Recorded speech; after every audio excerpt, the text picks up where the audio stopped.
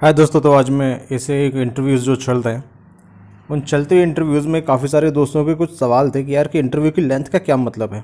Interview की length का क्या मतलब है, और अगर मेरा इंटरव्यू ज़्यादा देर तक चला है तो क्या ये अच्छी बात है। और कुछ लोगों ने कहा कि यार मेरा इंटरव्यू बहुत जल्दी ख़त्म हो गया, तो इसके क्या मायने हैं। तो इसी बात पर थोड़ी बात करते हैं, और अगर आपको वीडियो ठीक लगे then please like share and subscribe. तो चलिए बात कर लेते हैं। देखिए, कुछ दोस्तों ने कहा मेरे से कि यार कि उनका इंटरव्यू जो था वो 3-4 मिनट में या 2-3 मिनट में ही ख़त्म हो गया। देखिए यार, ऐसा तभी हो सकता है कि जो असेसर हो उसको आपकी साइकोलॉजिकल प्रोफाइल बहुत बढ़िया लगी हो। उसने कहा कि बंदे में दम है, और ये आपने जो इनिशियली आपका इम्पैक्ट था वो बहुत तगड़ा था, और उन्होंने कहा कि इस बंदे को लेना है। तो इसमें ज़्यादा कोई दिक्कत की बात नहीं, उन्होंने फटाक से आपको सिलेक्ट कर लिया। बस हल्का सा कन्फर्मेशन ही उन्हें देखना था। बाकी आपने जो आपके साइकोलॉजिकल टेस्ट में किया था वो आपको बहुत इम्प्रेस कर गई। दूसरी बात ये थी कि या फिर आपकी साइकोलॉजिकल प्रोफाइल थी वो काफ़ी ख़राब थी, तो उन्होंने आउटराइट लिया बस आपका क्योंकि इंटरव्यू करना था तो सिर्फ एक फॉर्मेलिटी सी करके और आपको भगा दिया। केवल ये 2 सिनारियो ही बनते हैं।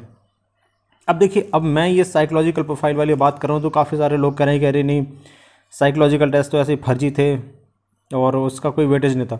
देखिए, अगर आप ये मान के चल रहे हैं कि साइकोलॉजिकल टेस्ट का वेटेज कुछ नहीं था, ये ऐसे ही फर्जी चीज़ थी, तो आप मानिए आप उसी रट्टे पर जा रहे हैं जिस तरीके से कहते थे कि सर्विस सिलेक्शन बोर्ड में OIR, officer intelligence rating test का कोई मतलब नहीं होता है। ठीक है, तो ये आप वैसा अपना खुद का ये अजम्पशन मान के चल रहे हैं कि इसका कोई मतलब। देखिए, इसका मतलब है, और मैं ये कैसे कह सकता हूँ कि इसका बहुत ज़्यादा इम्पैक्ट पड़ेगा, क्योंकि हमारे यहाँ से ही एक भैया थे, इस टाइम पर युवा विकास अधिकारी हैं यूपी में, उनका भी इंटरव्यू था कुछ दिन पहले दिल्ली बोर्ड में।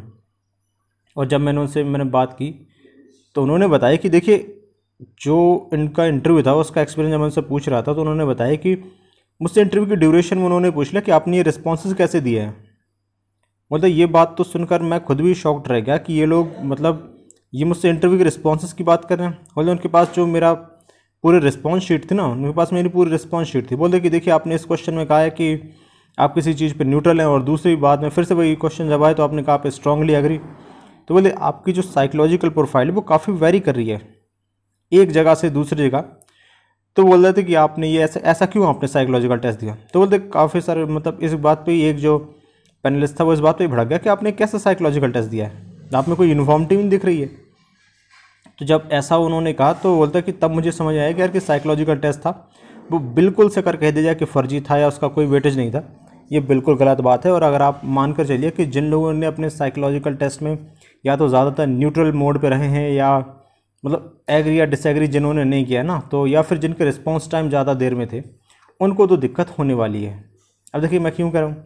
देखिए, जब मैं खुद साइकोमेट्रिक टेस्ट देने गया था तो वहाँ पर हम लोगों को जो एडवाइस दी गई थी तो वो यही था कि साइकोलॉजिकल टेस्ट में आप जितनी स्पीड में अपने रिस्पॉन्स दें ये उतना ज़्यादा अच्छा होगा। और दूसरी बात ये थी कि किसी भी सिचुएशन में आप न्यूट्रल मत रहिए, क्योंकि न्यूट्रल होने का मतलब होता है कि आप चीज़ों को जज ही नहीं कर पा रहे। अगर आप किसी चीज़ के लिए जज नहीं कर पा रहे हैं तब तो फिर काफ़ी दिक्कत की बात है। आप अगर एक डिसीजन नहीं ले पा रहे हो तो फिर आप कल के दिन फील्ड में जाके कैसे डिसीजन ले जाएंगे। तो ये 2 हम लोगों को जो एडवाइस दी गई थी वो यही थी। और काफ़ी सारे लोग ऐसे थे जो कि साइकोलॉजिकल टेस्ट में जो दूसरा टेस्ट था जिसमें पिक्चर्स दिखाई रही थी, और पिक्चर्स को दिखा कर आपसे रिस्पॉन्स मांगे जाए, तो उसमें काफ़ी सारे लोगों की ताकि उनके रिस्पॉन्स बहुत देर बने, क्योंकि वो पिक्चर ही समझ में नहीं आ रही थी कि उसमें था क्या, कैसी चीज़ें चल रही हैं। ये सब चीज़ें लोगों को समझने में थोड़ा टाइम लग रहा था। तो वहाँ पर जिन लोगों के रिस्पॉन्सेज काफ़ी देर में आए ना, या फिर जिन्होंने न्यूट्रल या कांट डिसाइड ये ऐसे लगा दिए, तो उनके तो देखिए उनके साथ गड़बड़ हो सकती है। ये मैं मान कर चल आप भी मान कर चलिए, अगर आपने ज़्यादा ये न्यूट्रल मोड में रहे तो आप शायद खतरे की घंटे पे हो, या फिर आपको शायद खतरा हो सकता है। बाकी अगर आपने अपना ठीक दिया है, अगर आपका रिस्पॉन्स टाइम ठीक था, तो इन सब चीज़ों पे काफ़ी आपका सिलेक्शन और रिजेक्शन डिपेंड करता है। तो देखिए, अब तो प्रोसेस ऑलमोस्ट ओवर हो ही चुका है। जिन लोगों के इंटरव्यूज़ बचे हैं बस उनसे यही है कि अब आप अच्छे से इंटरव्यूज़ दीजिए। ये साइकोमेट्रिक टेस्ट का जो मैं अभी बता रहा हूँ ये आप इसका दिमाग पर डाल के मत जाइए कि मेरा तो साइकोलॉजिकल टेस्ट में देर में हुआ था, कि ये मैंने ज़्यादा टाइम न्यूट्रल रखा था। आप ऐसी चीज़ों पर मत जाइए, लेकिन अभी तो आप अपने इंटरव्यू पे ध्यान दीजिए। लेकिन हाँ, जब फाइनल रिजल्ट आएगा तो आप देखना कहीं ना कहीं साइकोलॉजिकल टेस्ट एक बहुत मेजर रोल प्ले करेगा आपके सिलेक्शन और रिजेक्शन में। आशा करता हूँ कि आपको वीडियो ठीक लगे होगी, पसंद आई होगी। अगर पसंद आई then please like share and subscribe. जय हिंद।